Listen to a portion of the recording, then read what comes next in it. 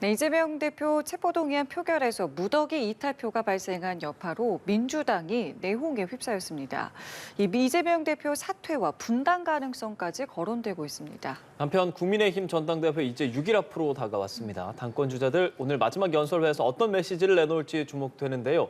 관련 내용 포함해서요. 조청래 전 여의도연구원 부원장, 조기현 민주당 법률위원회 부위원장 두 분과 함께 말씀 나눠보겠습니다. 어서 오십시오. 안녕하세요. 안녕하세요. 네, 먼저 윤석열 대통령의 3.1절 기념사부터 좀 여쭤보겠습니다. 평가가 좀 엇갈리고 있는데요. 두 분께서는 어떤 생각 갖고 계시는지 먼저 좀 들어보겠습니다.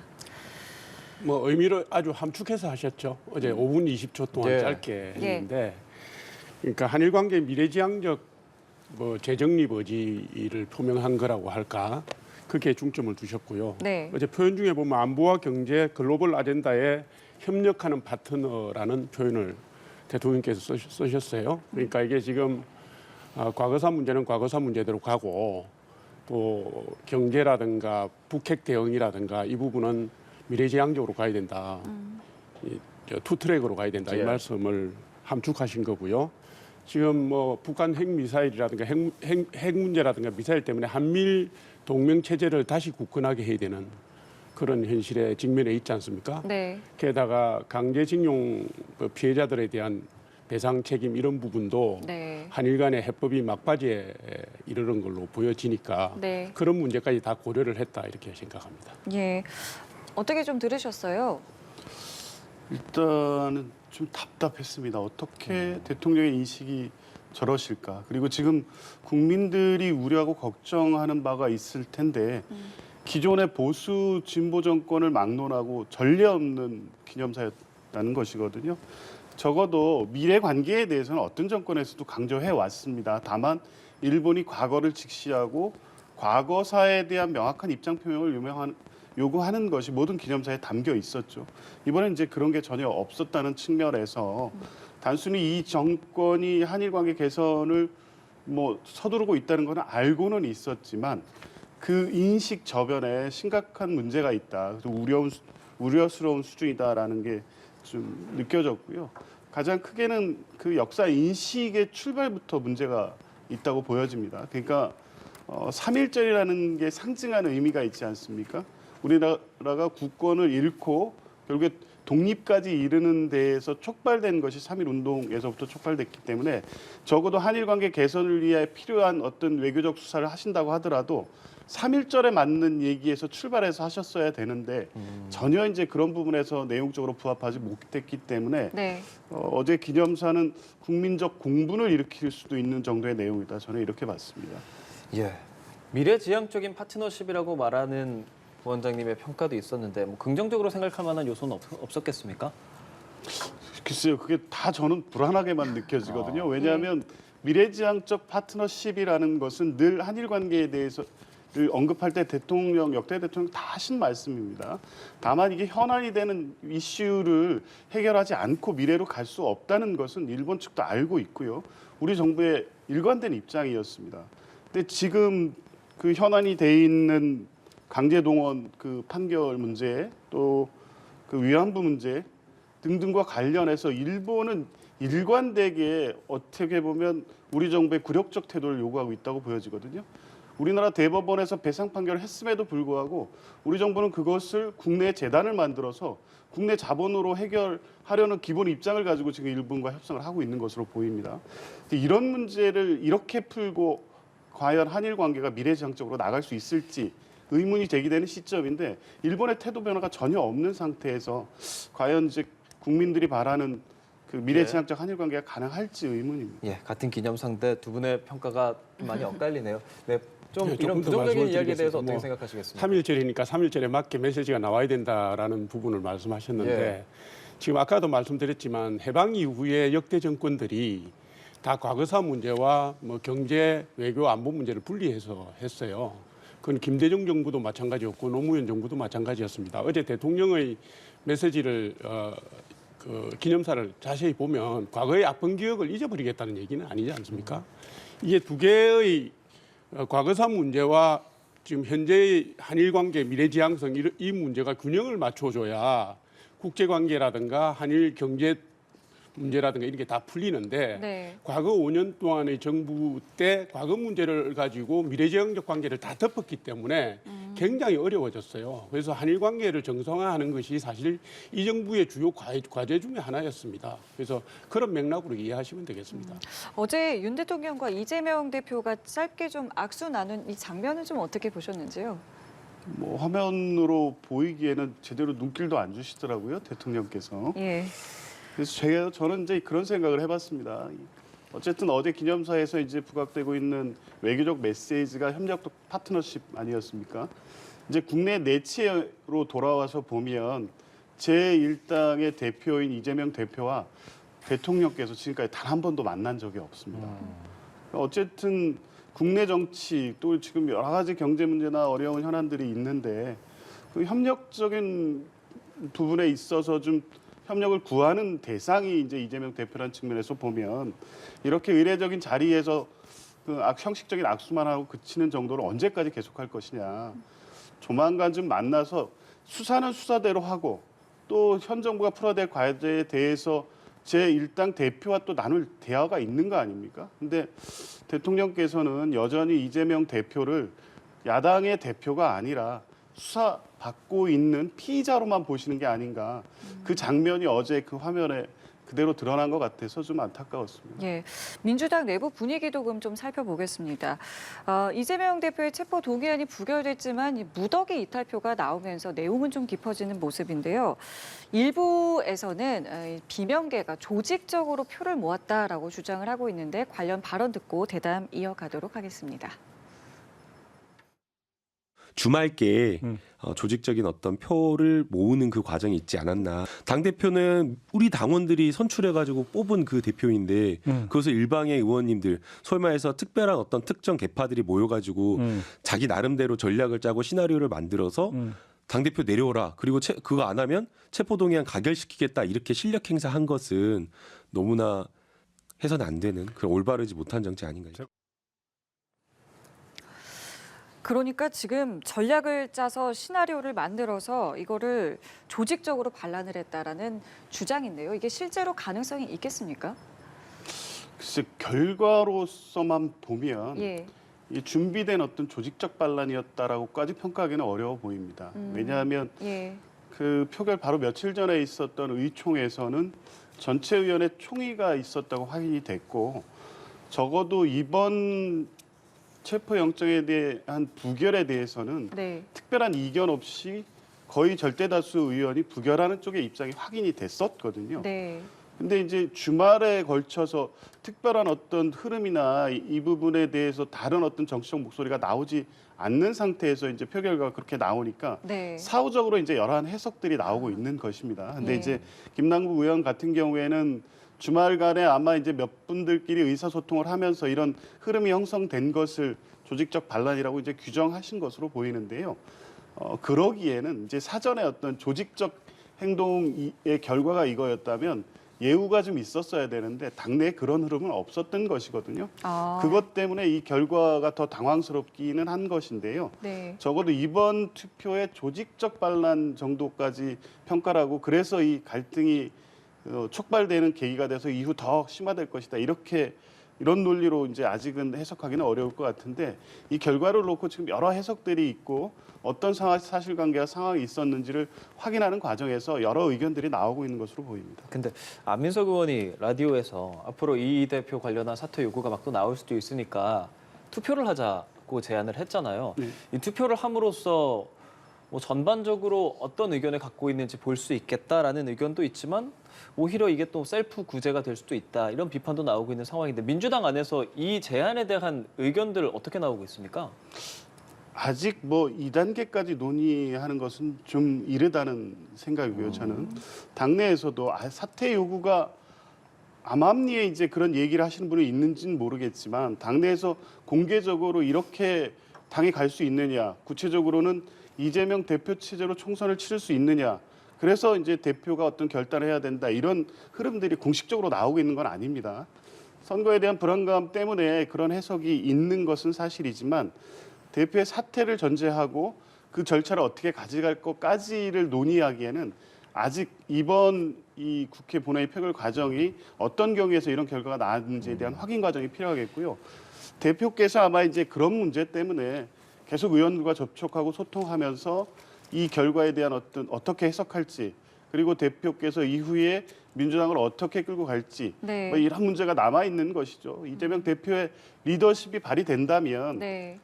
당내에서 다양한 의견을 통해서 또 단일화 입장을 정해서 갈 수도 있는 것이고요. 아. 전당원 투표라든가 당내 어떤 논의 기구를 통해서 대표의 거취 문제를 논의하는 것은 그 이후 단계, 그러니까 적어도 3월 8일 국민의힘 전당대회까지는 네. 여러 이제 얘기들이 암암리에 나오고 있는 것이고, 그 이후에 여러 공개적인 논의가 있은 후에 어떤 여러 가지 시나리오가 가능할 수 있을 것으로 봅니다.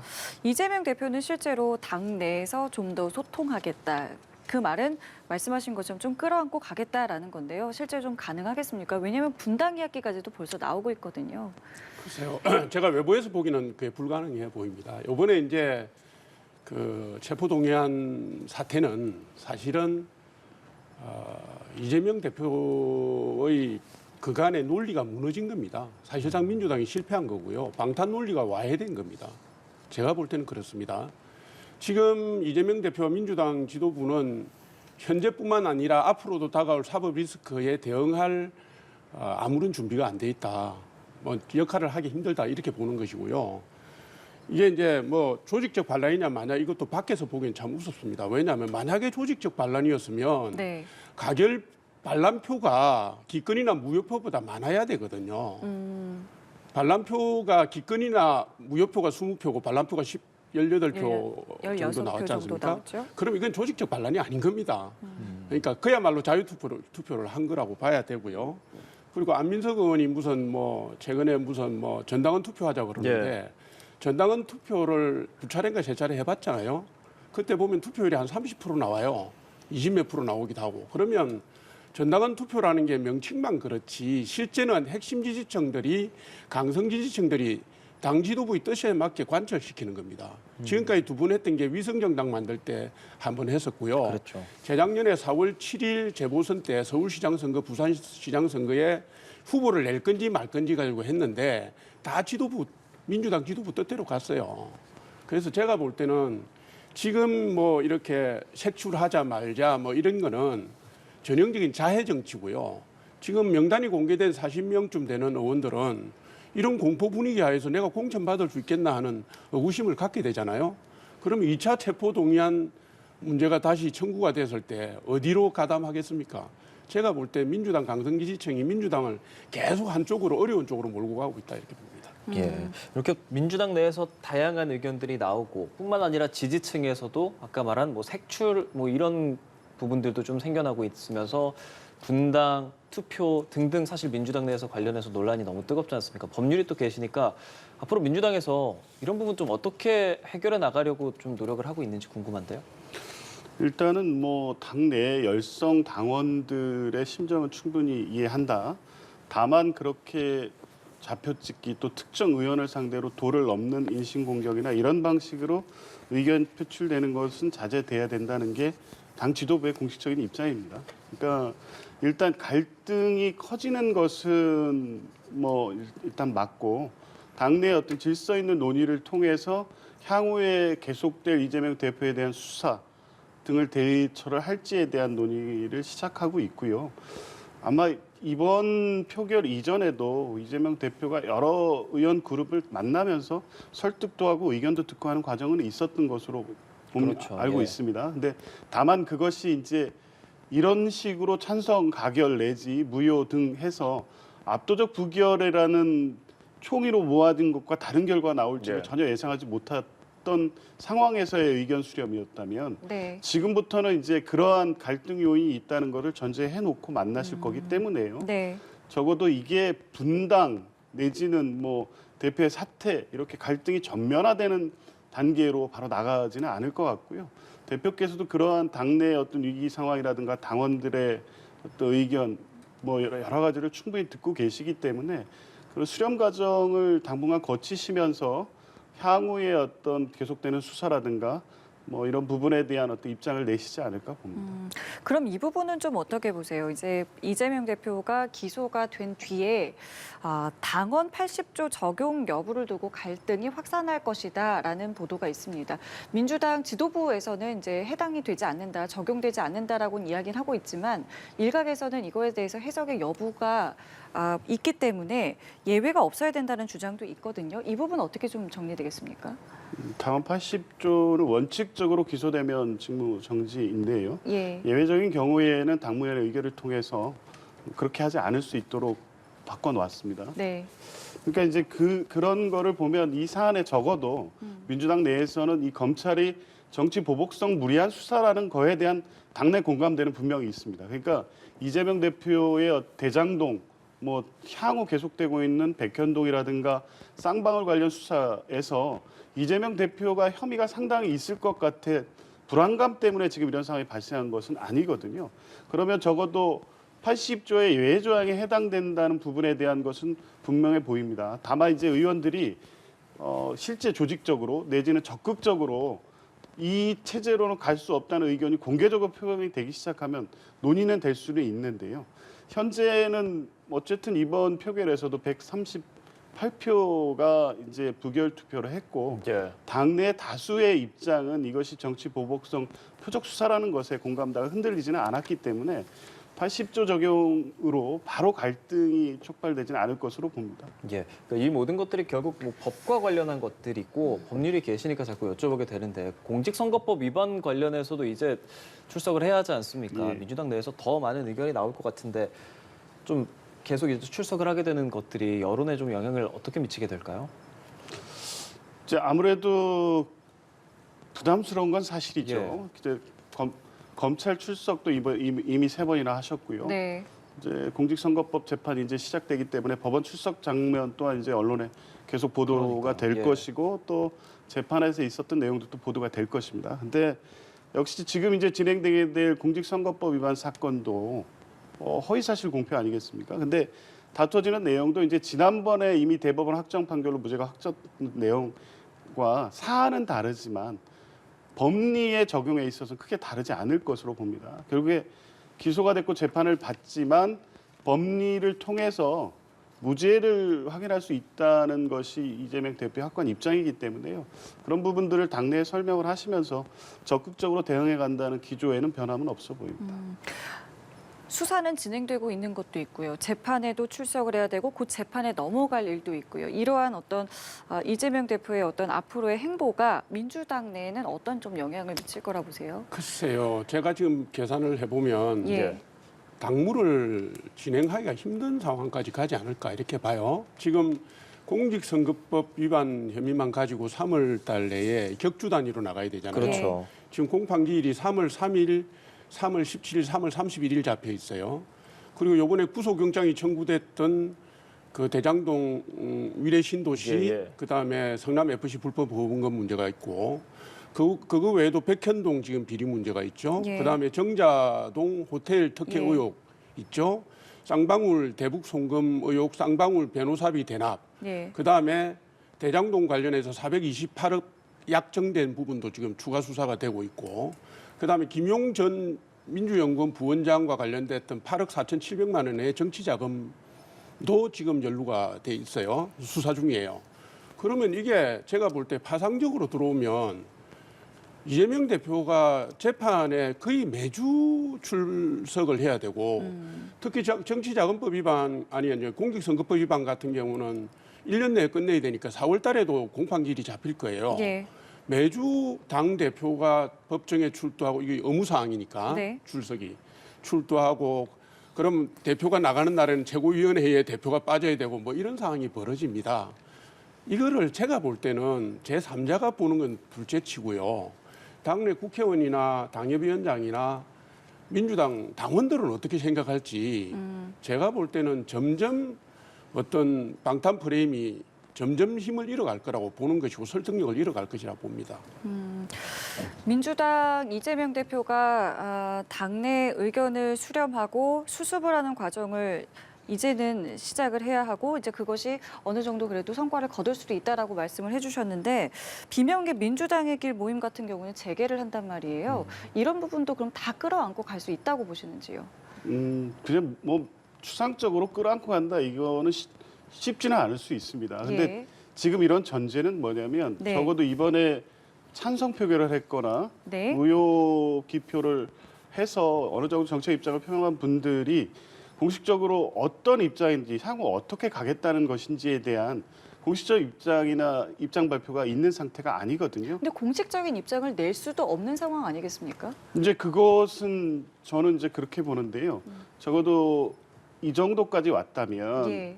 어쨌든 무기명 투표를 통해서 본인의 그 투표 결과를 알릴 의무는 없지만 네. 정치적 책임이란 측면에서 보면 이제 공개적으로 발언하고 민주당이 어떻게 가야 될지에 대한 입장을 밝히셔야 된다고 봅니다. 물론 표결 나는 이렇게 했다, 뭐 가를 했다, 부를 했다는 것을 당원의 강요회에서 이렇게 밝히는 방식 말고요. 예. 민주당의 앞으로에 대한 우려나 걱정 때문에 그 표결했다고 그 의도를 순수하게 받아들인다고 하면 그 표결에 따른 어떤 발생되는 결과에 대한 책임도 정치인으로서 져야 되는 거 아닙니까?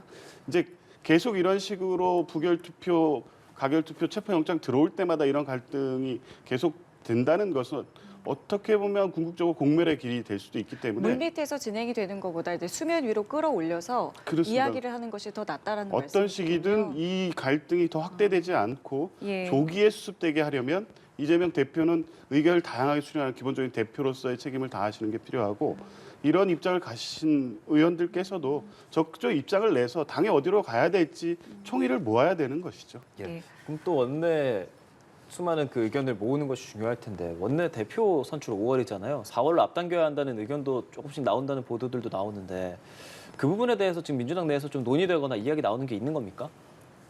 아직 의견 차원에서 그렇게 제시하시는 분들이 계신 것 같습니다. 그런데 예. 공식적으로 뭐 모아져서 그렇게 원내대표 선출 일정을 당겨야 된다는 것이 그 뭐 다수의 의견으로 확인된 것 같지는 않고요. 그런 말이 나오는 배경은 뭐라고 보세요?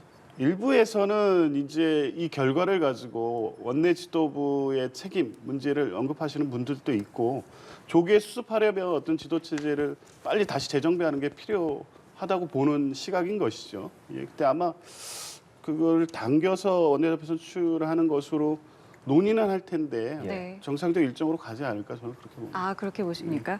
어떻게 좀 보고 계세요? 아니 뭐 원내대표가 지금 할 수 있는 게 뭐가 있겠습니까? 체포동의안 넘어오면은 네. 죄송합니다. 넘어오면은 뭐 이게 당론으로 할 거냐 말 거냐 아니면 가결에 참여할 의원들 민주당식 표현으로 반란표를 만들 수 있는 의원들에 대한 개별 설득하는 거 그거 왜 할 게 없지 않습니까? 이번에도 명백하게 실패를 했고요. 예. 그다음에 제2차 체포동의안 와서 무기력한 원내대표부의 모습을 보여주면 제가 볼 때 내려오라는 얘기가 나올 겁니다. 그리고 지금 원내대표 민주당 원내대표가 5월까지인가 그런데 네. 지금 3월 8일 날 국민의힘이 대표가 선출되고 4월 되면 원내대표도 예. 교체가 됩니다. 국민의힘이. 국민의힘의 지도부 교체 시기에 맞춰서 민주당도 심계일전하는 의미에서 어쩌면 상황 변화에 따라서 원내대표 임기를 조기 단축하는 문제가 수면 위로 올라올 수 있지 않나 이렇게 봅니다.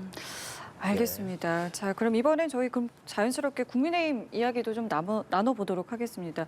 이제 6일 남았습니다. 6일 앞으로 다가와서 오늘 이제 마지막 연설회가 있는데요. 당권 주자들 지금 뭐 굉장히 다양한 목소리들을 내고 있습니다. 연대에 대해서는 전혀 뭐 아니라고 하고 있고요. 오늘 좀 어떤 메시지 낼 거라고 보세요? 지금까지의 메시지를 반복하는 수준일 거라고 저는 봅니다. 지금 이제 선두를 유지하고 있는 김기현 후보는 지금까지처럼 대통령 윤석열 정부 뒷받침, 예. 포용, 화해 그 기조를 계속 유지할 거고요. 예. 이제 안철수 후보는 이제 이게 좀 갈라질 겁니다. 지금까지처럼 김기현 후보를 일면 한편으로는 김기현 후보를 공격하고 한편으로는 뒷마당을 위협하고 있는 천하람 후보 때문에 선명성 문제 화두를 꺼낼 수밖에 없는 그런 상황이고요. 예. 천하람 후보는 지금까지 해왔던 선명성 경쟁에서 안철수 후보보다 더 우위를 점하기 위해서 더 강한 선명성을 주장할 수 있다고 봅니다. 예. 황교안 후보는 정통 보수표가 겹치는 측면이 있기 때문에 역시 김기현 후보 공격에 일관되게 제가 갈 거라고 봐요. 그러니까 네 분 중에서 기존과 조금 다르게 입장 변화가 일어날 수 있는 분이 안철수 후보 정도다 이렇게 봅니다. 그렇습니까? 예, 조 부위원장님. 바깥에서 그러니까 민주당 입장에서 보기에 지금 국민의힘 전당대회 상황, 이 메시지 전달 이런 부분들을 어떻게 보고 계시는지 여쭤보겠습니다. 지금 뭐 대표 당 대표 문제도 그렇고 최고위원 선출에서도 주로 이제 네거티브 이슈가 지금 집중이 되고 있습니다. 이렇게 여당다움 책임 있는 메시지, 국민들 향한 메시지가 없고 어떻게든 대통령의 마음을 얻어서 당내 권력을 잡겠다. 시작도 끝도 지금 계속 그렇게 진행되다 보니까 막판 가니까 이제 진흙탕 싸움이 되고 있거든요. 이제 그런 부분을 이제 외부적 시각에서 보면 뭐 일단 국민들이 보시기에도 좀 바람직하지는 않고요. 적어도 이제 이런 부분에 대해 여당 다움을 좀 보여주는 전당대회가 돼야 새로운 리더십이 좀 설 수 있을 텐데 제가 보기에는 상처가 좀 많이 나시는 것 같아요. 서로들.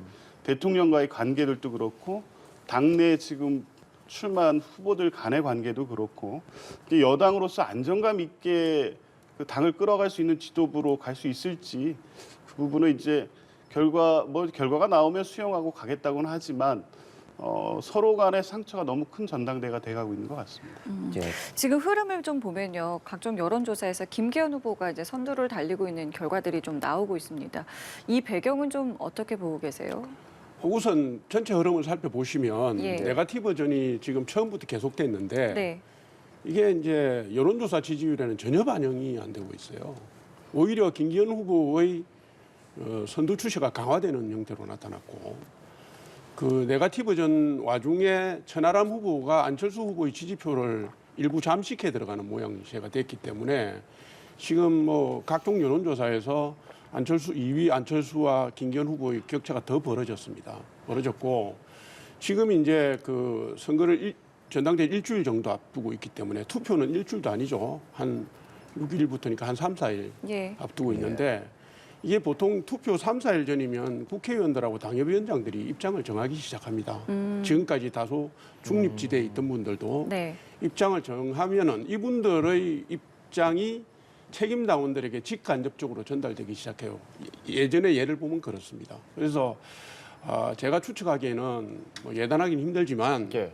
1위 후보인 김기현 후보 쪽으로 쏠림이 더 가속화될 수 있다고 보고요. 예. 지금까지 국민의힘 핵심 지지층들의 지지세가 그렇게 나타난다면은 결선 투표까지 안 갈 수도 있겠다. 뭐 이렇게 저는 봅니다. 김기현 예. 후보가 1차 투표에서 과반을 넘는 득표를 할 수도 네, 그럴 있다라는 수도 있다고 말씀이세요? 봅니다. 이게 지금 예. 보통 정당의 전당대회는 표심이 두드러지기 시작하는 게 일주일 전부터 돼요.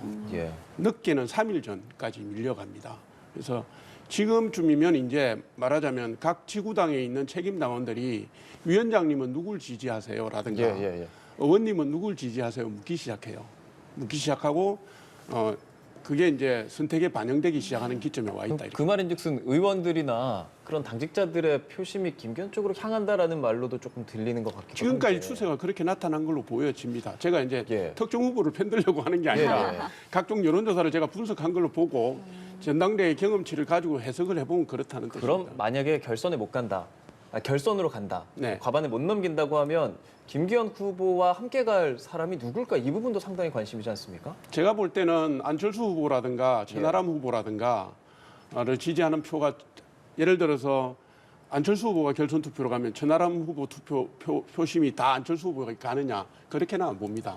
그 예를 들어서 7대3으로 간다 하더라도 네. 제가 볼 때 결선 투표에서 2위 후보가 1위를 앞서기가 쉽지는 않아 보인다 이렇게. 예, 근데 안철수 후보가요. 대통령실과의 어떤 갈등들도 좀 있었고 그런 부분에서 대통령실이 조금 어떤 입장을 냈을 때 뭐랄까요, 상대적으로 목소리를 낮추는 듯한 태도도 있었는데 최근에 낸 거 보면 대통령실과 비대위 선관위 모두가 공정하지 않다고 느끼는 건 자신만의 피해 의식이냐라고 물었고 또 대통령실의 부당한 개입이다 이런 말까지도 했습니다. 정말 이제 투표가 주말에 이제 모바일 투표하니까 며칠 남지 않은 상황에서 다소 입장을 바꿨다거나 목소리를 높였다라고 좀 분석되는 대목인데 왜일까요? 제가 아까 분석을 하면서 1, 2위 표차를 얘기한 부분도 그런 부분인데요. 네. 네. 전반적으로 볼 때 우리가 이제 전략이나 기획을 하면서 당에서 참여도 해보고 분석도 해본 사람으로서 말씀을 드리면 이게 좀 마음이 급해진 겁니다. 안철수 후보가. 이게 이제 안철수 후보에 대해서 구체적으로 말씀드리기가 죄송하지만 이게 이제 분석하는 입장에서 말씀드려보면 안철수 후보의 전략적 기조가 계속 흔들렸어요.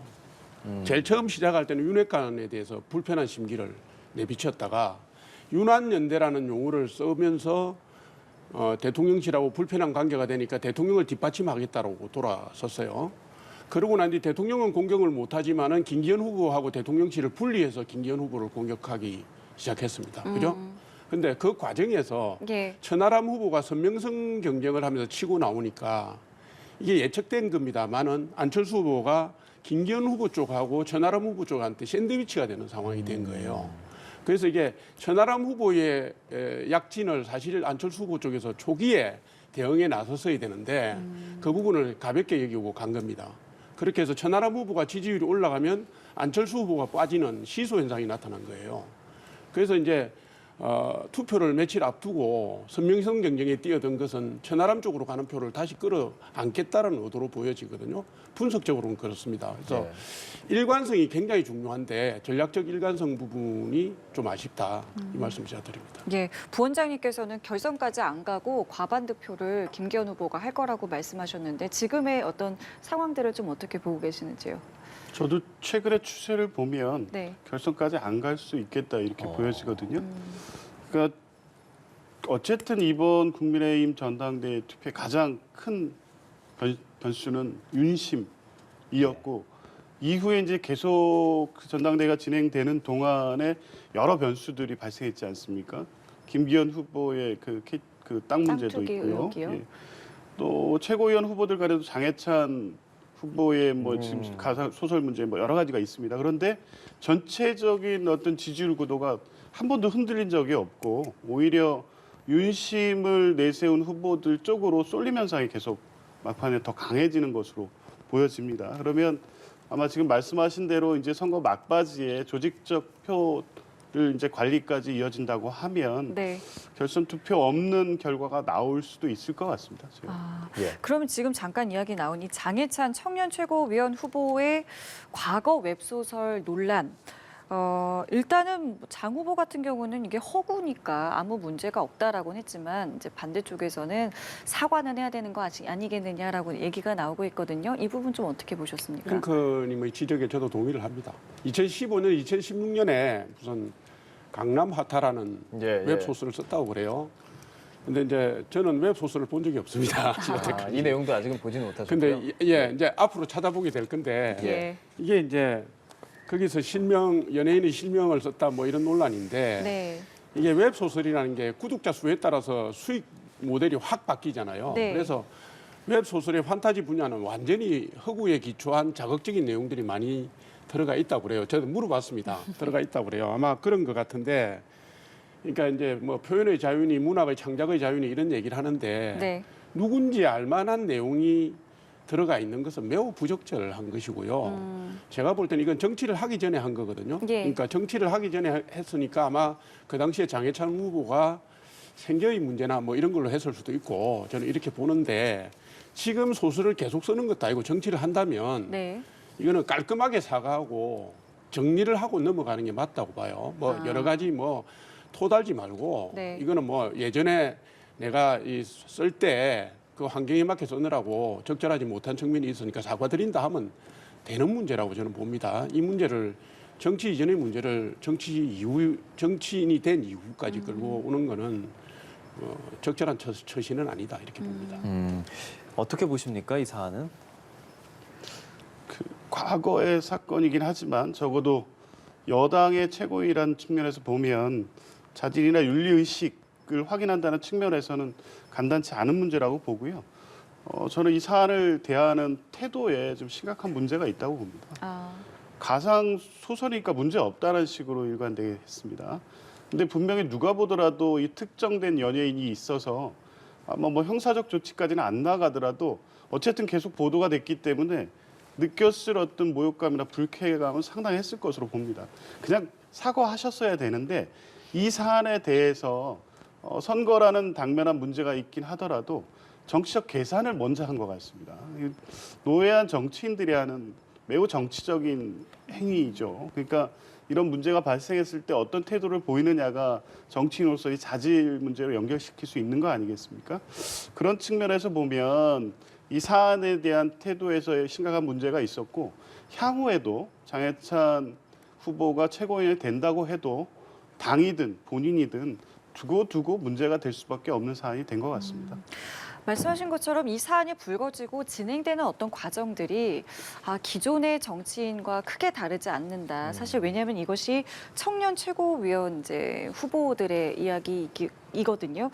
좀 청년다운, 그러니까 좀 신선한 메시지를 내고 기존과는 좀 다른 모습을 좀 보여줬으면 하는 어떤 기대에는 좀 벗어났다라는 지적에 대해서는 어떤 생각하고 계신지요? 예, 좀 아쉬운 측면이 있습니다. 우리가 선배로서 볼 때도 이게 이제 장해찬 후보가 예전에 그런 말을 한 적이 있어요. 다른 청년들과 달리 나는 부모님께 손을 벌리지 않았다. 내 생계는 내가 알아서 했다. 이런 얘기를 한 적이 있습니다. 예. 그러니까 일찍 자립했다는 얘기고 독립심을 가지고 살았다는 얘기인데 예. 그런 가운데서 일을 하다가 벌어진 일인 것 같아요. 그래서 이제 저는 이런 문제들이 더 크게 확대 안 되기를 바랍니다. 근데 이제 지금 청년다움의 문제를 말씀하셨는데 청년다움의 문제는 이번에 장해찬 후보뿐만이 아니고 네. 죄송한 얘기인데 이번에 청년 최고위원회에 나왔던 네 분의 후보가 다 이 문제에 대해서는 성찰을 해야 된다고 저는 봅니다. 전체가 좀 돌아봐야 된다. 예. 알겠습니다.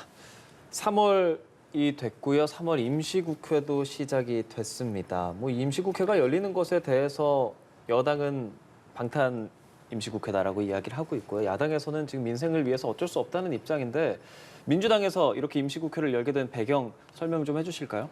일단 시급한 양곡관리법 문제가 있고요. 노란봉투법 문제가 있습니다. 민생과 관련돼서 시급한 법안이죠. 근데 논의조차 제대로 안 되고 있는 상태에서 계속 처리가 안 되고 있기 때문에 국회를 열어서 논의하고 처리해야 된다는 게 기본 입장이고요. 이 외에도 여러 가지 지금 경제 현실의 난방비 문제라든가 예. 뭐 향후 중장기적인 지금 무역 수지 적자 문제라든가 경제적으로 여러 가지 어려움들이 있기 때문에 이럴 때일수록 국회를 열어서 정부의 입장이 어떤 것인지 그리고 입법적으로 보완하고 해야 될 것이 어떤 것인지 찾아야죠. 그러니까 방탄국회라고 계속 얘기를 하시는데 뭐 구속영장 청구가 검찰의 어떤 수사 상황을 예상을 해볼 수 있습니다만 무조건 들어올 거라고 전제해놓고 방탄국회라고 얘기하는 건 사리에 맞지 않다고 봅니다. 수사는 어떻게 하는지 모르겠습니다. 백현동이든 쌍방울이든 어떤 수사가 진행되고 있는지 보도를 통해서 알려져는 있지만 영장이 3월에 올지 4월에 올지 예정돼 있거나 날짜가 지정된 게 아닌데 3월 국회를 민생국회로 열자는 입장에 대해서 무조건 방탄국회로 반대할 일은 아니라고 봅니다. 국민들이 이렇게 계속 임시국회 이런 거 등등 여야 계속 이렇게 정쟁만 하다 끝나는 거 아니냐라고 우려를 갖고 있는 국민들이 적지 않습니다. 그 부분에 대해서 어떤 말씀하시겠습니까? 어쨌든 민주당도 정치적 부담이 있는 것은 분명하죠. 근데 어쨌든 국회에서 논의되고 있는 내용에 대한 주도는 민주당이 하고 있는 것은 분명하지 않습니까? 예. 물론 이제 국민의힘에서는 반대하고 있기는 하니까 뭐 찬반은 있을 수 있습니다만 네. 논의 자체가 진행되지 않고 있는 문제가 있어서 2월 국회가 안 됐으면 3월에 다시 열어서 논의를 해봐야 되는 거 아니겠습니까? 부원장님 생각도 좀 듣겠습니다. 아니 3월 1일 날 뭐 임시국회를 개원한 거는 국회법상에도 맞지가 않아요. 원래 이제 3월 달에도 임시국회가 있습니다만은 국회법상 휴일이 있으면 그 다음 날로 간다 돼 있는데 3월 1일 지금 하루도 이재명 대표가 된 8월 이후로 지금까지 하루도 안 쉬었습니다. 근데 하루도 안 쉬었는데 일 열심히 했느냐? 그거는 뭐 국민님도 반성할 점은 있다고 봅니다만은 3월 1일 날 어제 민주당 최고위원회의 지도부 전체가 아무 일정이 없었고요. 예. 이재명 대표는 3.1절 범국민 행사인가 하는 시청 앞에 행사장 갔습니다. 그래서 이게 이제 방탄이라는 논리를 스스로 자인한 것이고 그다음에 지금 민주당이 처리하겠다는 법안들이 여야 간의 극심한 대립과 정쟁을 낳는 법안밖에 없어요. 사실은 그런 부분들 뭐 원내 절대 다수당으로서 그게 맞는 건지 그리고 일부 법안은 이제 법사위 넘어가고 난 뒤 직회부 될 때까지 60일을 기다리겠다는 거 아닙니까? 그죠? 노란봉투법 같은 경우. 그럼 60일이면 지금부터 해도 2달인데 아무것도 안 하겠다는 얘기고요. 그다음에 쌍특금 얘기하는데 쌍특금 중에서 뭐 저 대장동 50억 클럽은 민주당이 어떤 내용으로 어떤 범위로 어떻게 하겠다는 안을 지금 내놓지 않았습니다. 작년에 통과한 특검법은 사실은 부산저축은행 것만 잔뜩 넣어놨어요. 그래서 안도 없이 주장만 합니다. 하고 지금 김건희 여사 특검법은 정의당이 반대하기 때문에 정의당을 설득하지 않고는 할 방법이 없습니다. 예. 따라서 3월도 빈손국회가 될 가능성이 농후하다 이렇게 봅니다. 알겠습니다. 저희 두 분 말씀 오늘 여기서 마무리 짓겠습니다. 지금까지 조청래 전 여의도연구원 부원장, 조기현 민주당 법률위원회 부위원장과 함께했습니다. 고맙습니다. 잘 들었습니다. 감사합니다.